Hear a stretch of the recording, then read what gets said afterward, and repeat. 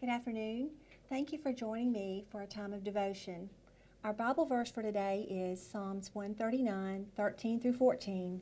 You alone created my inner being. You knitted me together inside my mother.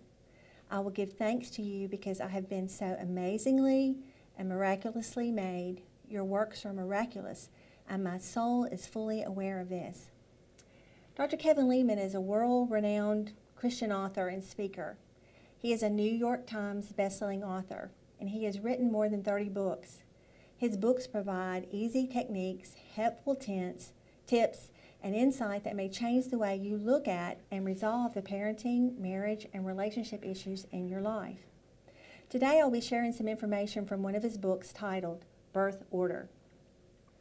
Because of our birth order, we had different experiences growing up, and those experiences have shaped our behavior, our personalities, and even our relationships with each other.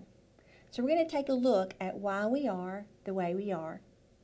Nothing in life is cookie cutter, and birth order isn't either. But understanding the basics provide clues about why you think, feel, and respond the way you do. You learn to be the person you are based on the way your parents and your siblings interacted with you, and the little girl or the little boy that you once were, you still are. And here are a few insights about birth order. First, we're going to look at firstborns. If you are a firstborn, you were the family guinea pig for parenting techniques. You were the first child to crawl, to walk, to plunge into puberty, and to drive. With the spotlight of parental expectations on you, is it any wonder that you are a perfectionist?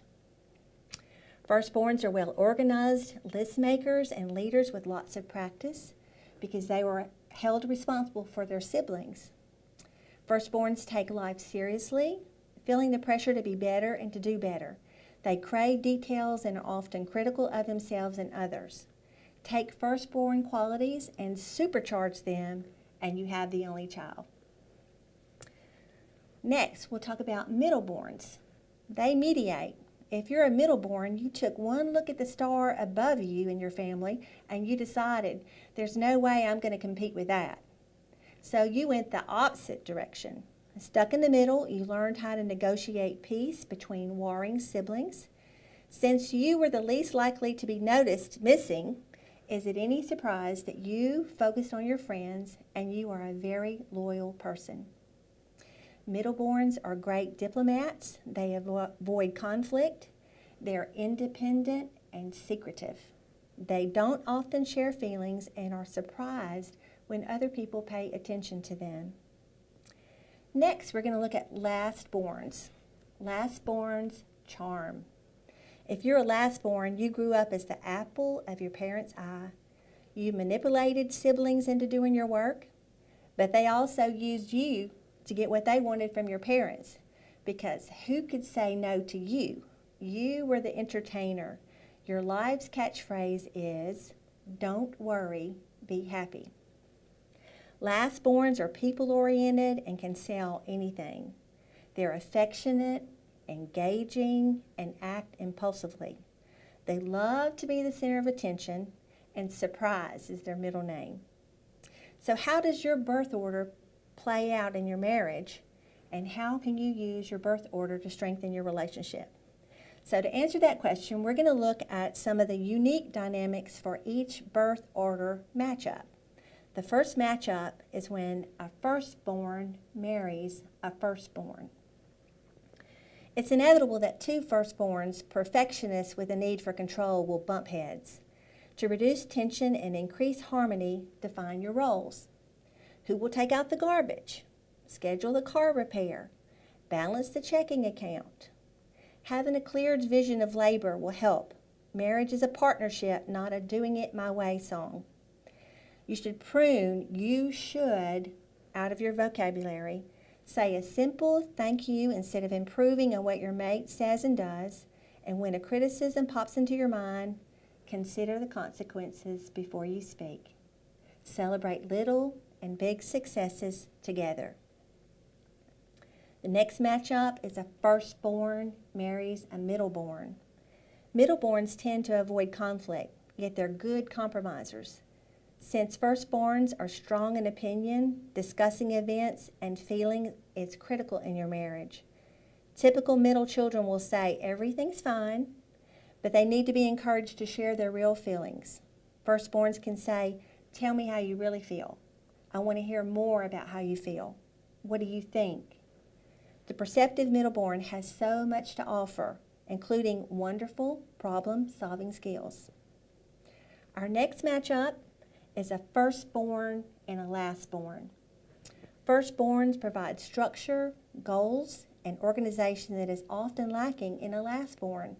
And lastborns heighten the much-needed fun quotient for an overly serious firstborn. If you're the firstborn, let flaws go or gently suggest how to correct them, but don't set your expectations too high. If you're a lastborn, give your mate attention, even if he or she appears confident and in control. Make sure you run everything by that firstborn husband or wife before scheduling it. Focus on serving each other and always laugh together. The next matchup is if a middleborn marries a middleborn. Neither of you is big on confrontation, and you've been reared to discount your opinions. That means you must work hard to make your spouse feel special, and you need to build up their self-worth and show mutual respect. Brainstorm fun ways to keep your hearts close, jot notes about important happenings when you're away from each other, and use those as discussion starters for your meals together. Provide plenty of space for outside friendships, but don't forget the most important relationship, the two of you. Now, we'll look at what happens if a middleborn marries a lastborn. Middleborns like relationships to be smooth. Lastborns like fun. Both birth orders specialize in friendships. To build a thriving marriage, middleborns need to blend their social interests with activities the lastborns think are fun. Lastborns must back off from always being in the spotlight and allow the middleborn to shine, because the middleborns take the path of least resistance. Lastborns need to say, I'd love your opinion on this. Above all, work on making sure the other person feels pampered and special. And the last matchup is when a lastborn marries a lastborn. Like otters in a stream, youngest children like to play, but life requires some structure, detail, and attention to the mundane, such as paying bills. Decide who will do what, and then find ways to build in mutual accountability.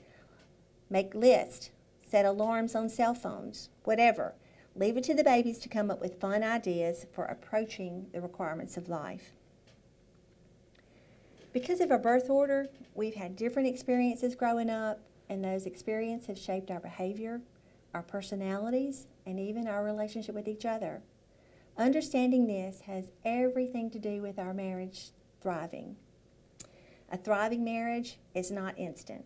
It requires two people working together in an environment of love, support, and mutual respect. Loving your mate means understanding how he or she views life, keeping in mind that birth order will influence what we see, what we view. Regardless of how birth order plays out in your marriage, both of you can choose to change how you respond and interact with each other. I want to share two more scriptures as we close. Isaiah 64:8, Yet you, Lord, are our Father. We are the clay, you are the potter. We are all the work of your hand. And Jeremiah 29:11, For I know the plans that I have for you, declares the Lord. Plans to prosper you and not to harm you. Plans to give you hope in a future. I pray that our attitudes and our actions with our spouse and our relationships will be pleasing to God. Thank you for joining me today, and I hope you have a wonderful afternoon.